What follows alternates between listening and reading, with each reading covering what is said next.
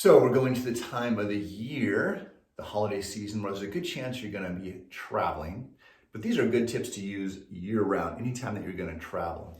And I always encourage people before you travel, do what you can do to kind of boost your body up. Because when you're traveling, you're typically sitting in a car or a plane.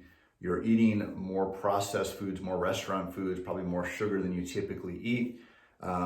You're maybe not out of your regular workout schedule, so maybe you're not working out the way that you normally would. So there can be even a lot of positive aspects to travel, and I love to travel, but there can be some negative aspects in terms of our health.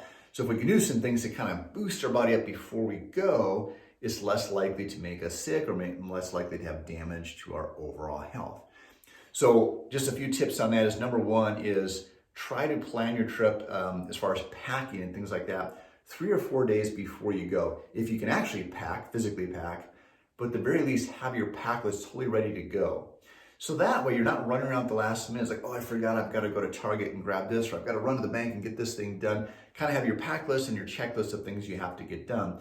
That way, the night before, you're not stressing out and getting a poor night's sleep, and then you're already kind of run down before you leave. So having some really just forethought, which is a lot of this, which is overall healthcare, just a lot, forethought.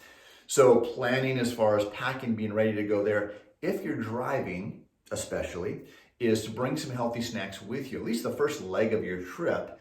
Because again, you go to a gas station or a restaurant, it's just typically harder to get healthy food. I went to Boise, Idaho recently, and man, the road that I took, there was hardly any options. I ate a lot of bad restaurant food. I took some food with me on the way there, but on the way back it was pretty bad. I didn't eat much on the way home because there wasn't a lot of options.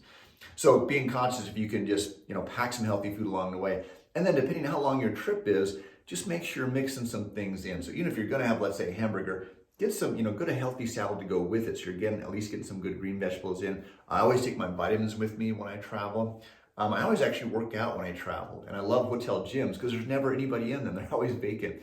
Now, it doesn't mean you have to have your full workout schedule, but even just getting 1 or 2 workouts, during your trip, or going for a walk and some movement, and that can really make a big difference.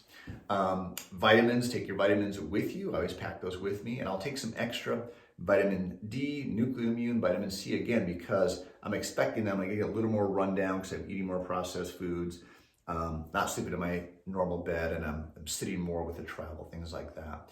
And then again, be prepared so that as soon as you do get back home, is really getting right back into your normal physical fitness routine, your nutrition routine, because it's really easy to justify. Sunday, you're really tired to get back on Monday, you don't want to work out, you want to just go and eat some restaurant food. I'm like, I'll get back on track tomorrow. So it's really easy for a trip or even the holidays. Maybe you're at home, but you get off track with your routines, and that can, 1 week can turn into 6 months. The next thing you know is like, oh my gosh, what happened? So you want to practice. Again, just think about healthcare. Your health doesn't care if it's Christmas or Thanksgiving or somebody's birthday. It doesn't care. It doesn't care if you're on vacation. Right? You still can get sick or still get heart disease or cancer, etc. Not that you're going to get it just one trip, but I think you know what I mean. So think about healthcare overall, and this is going to be a little more of an increased stress. You've got to do something to be prepared for it. So if you have more questions on travel, please let me know.